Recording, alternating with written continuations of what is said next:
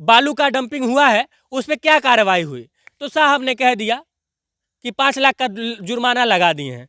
करोड़ों रुपए की डंपिंग, अवैध डंपिंग करवा के 5 लाख रुपए जुर्माना कौन नहीं दे देगा भाई। कि इसी अवैध खनन के चक्कर में एक गरीब परिवार उजड़ गया, बिखर गया, बर्बाद हो गया, उसके छोटे छोटे बच्चे आज भीख मांगने की कगार पे हैं। तो उन्होंने कहा कि 5 लाख का जुर्माना लगा दिया हूँ, आप संतुष्ट हैं ना।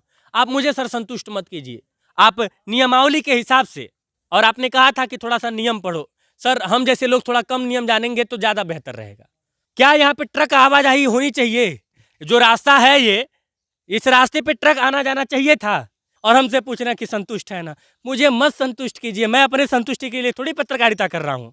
क्या ये सही जगह पे है? क्या यह मानक के हिसाब से है? और यदि नहीं है तो इसको सीज करने में क्या दिक्कत है? जब भी आंधी चलती है, जब भी हवा चलता है, तो होता क्या है, जो गांव वाले लोग हैं वो पूरा का पूरा, ये सब गांव वाले लोग, ये लोग परेशान हो जाते हैं।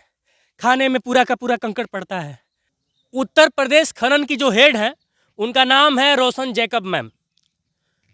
योगी जी बहुत ज़्यादा उनके ऊपर विश्वास करके उनको यह जिम्मेदारी संभालने के लिए दिए हैं कि उत्तर प्रदेश में अवैध खनन ना हो पाए, खनन में अवैध काम ना हो पाए।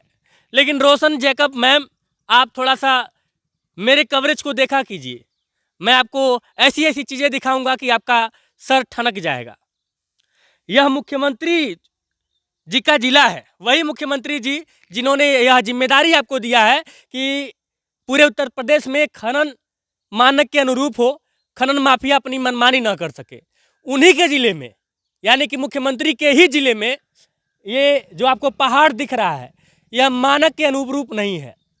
और मैं आपको बता दूं कि यह पहाड़ कैसे गाजा गया है, इसकी डिटेलिंग आपको दे देता हूं। दरअसल आजमगढ़ का बाउंड्री है, ये आजमगढ़ जिले का बाउंड्री है आगे। और आजमगढ़ के जो खनन साहब हैं उन्होंने कृषि पट्टा के लिए वहां पे आदेश दिया था कि कृषि पट्टा वाला खनन होगा। लेकिन उस खनन में पोकलैंड और तमाम आधुनिक मशीनों का उपयोग करके यह सारी डंपिंग कराई गई है।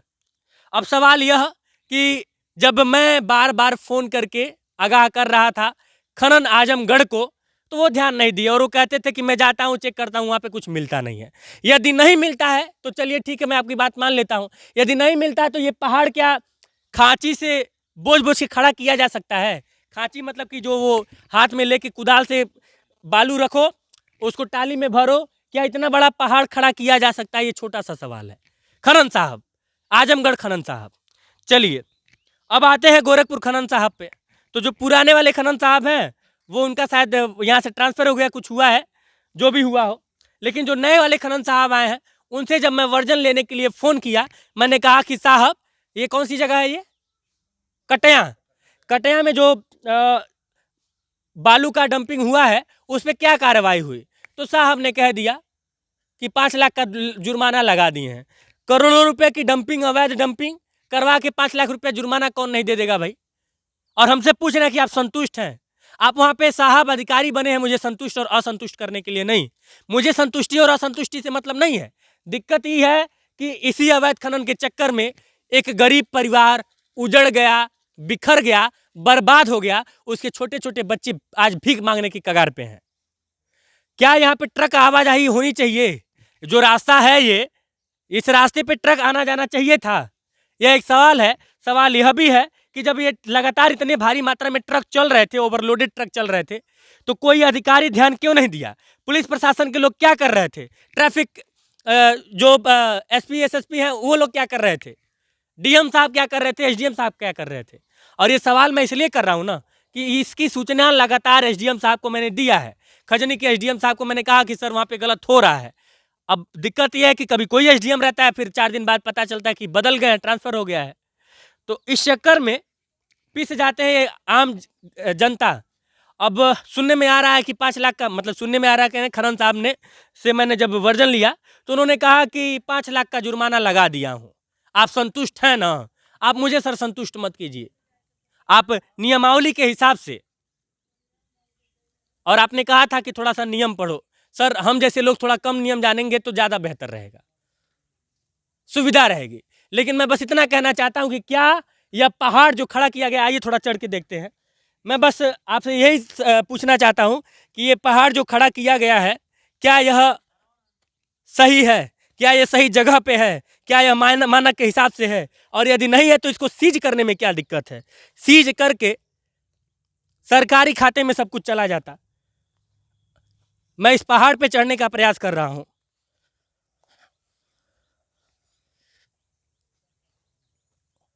लेके आइए।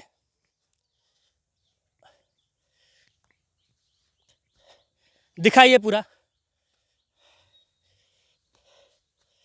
दिखाइए, ये दिखाइए पूरा पहाड़ यहाँ से लेके वहाँ तक। वो नदी दिख रही है, आइए लेके आइए, नज़दीक लेके आइए। ये नदी दिख रही है, ये पहाड़ खड़ा कर दिया गया है। जब भी आंधी चलती है, जब भी हवा चलता है, तो होता क्या है, जो गांव वाले लोग हैं वो पूरा का पूरा, ये सब गांव वाले लोग, ये लोग परेशान हो जाते हैं। खाने में पूरा का पूरा कंकड़ पड़ता है। जब यह लाइसेंस दिया जा रहा था उस समय बुद्धि कहाँ चली गई थी? मानक के हिसाब से यहाँ पे काम क्यों नहीं हुआ? ये तमाम सवाल है। सवाल यह भी है कि रोशन जैकब मैम, ये मुख्यमंत्री का जिला है। जब यहाँ पे ये हालत है तो बाकी अन्य जिलों में क्या हालत होगा? इस पे कार्रवाई जरूरी है, क्यों नहीं हो रहा है? और सबसे बड़ी बात यह है कि यहाँ पे एक परिवार, वो आपके लिए एक नंबर हो सकता है, एक आंकड़ा हो सकता है। जरा सोचिए कि दूसरे की छत पे, फर्स्ट फ्लोर नहीं, सेकंड फ्लोर नहीं, थर्ड फ्लोर पे बरसाती लगा के आंधी, जाड़ा, बरसात, गर्मी सब वो लोग झेल रहे हैं। ये गांव के लोग जब बेचारे पीड़ित होते हैं तो मुझे फ़ोन करते हैं, कहते हैं भैया समस्या है, समस्या होने वाली है, ट्रक फिर से चलने वाला है, ट्रक चलेगा तो बहुत ज़्यादा दिक्कत हो जाएगी। यह हो गया एक मसला। दूसरा मसला, ये लोग गांव के, मतलब कि जहाँ से यहाँ के लिए ट्रक आने के लिए या फिर कोई भी गाड़ी आने के लिए जहाँ से एंट्री होती है, वहाँ पे उस हादसे के बाद जब उस व्यक्ति की निर्मम मौत हो गई उस एक्सीडेंट में, उसके बाद इन लोगों ने, जब मैं यहाँ पे कवरेज करने आया था तो इन लोगों ने एक बोर्ड वहाँ पे लगा रखा है। बोर्ड में साफ साफ लिखा है चेतावनी, इस गांव के परिक्षेत्र में ट्रकों का आगमन सख्त मना है। यदि कोई पकड़ा जाता है तो किसी अनहोनी के लिए वो स्वयं जिम्मेदार होगा, निवेदक समस्त ग्रामवासी। कुछ इसी तरह का इन्होंने बोर्ड लगा के रखा हुआ है। अब सवाल फिर से खनन साहब पर, क्योंकि खनन साहब को ही और खजनी एसडीएम साहब को, इन्हीं लोगों को जिम्मेदारी सौंपी गई थी कि आप इसकी जांच करके और सही है, गलत है, क्या है, क्या नहीं है, उसकी पुष्टि करके उस हिसाब से कार्रवाई करें। 5 लाख रुपया का जुर्माना लगा दिए हैं और हमसे पूछ रहे हैं कि संतुष्ट है ना।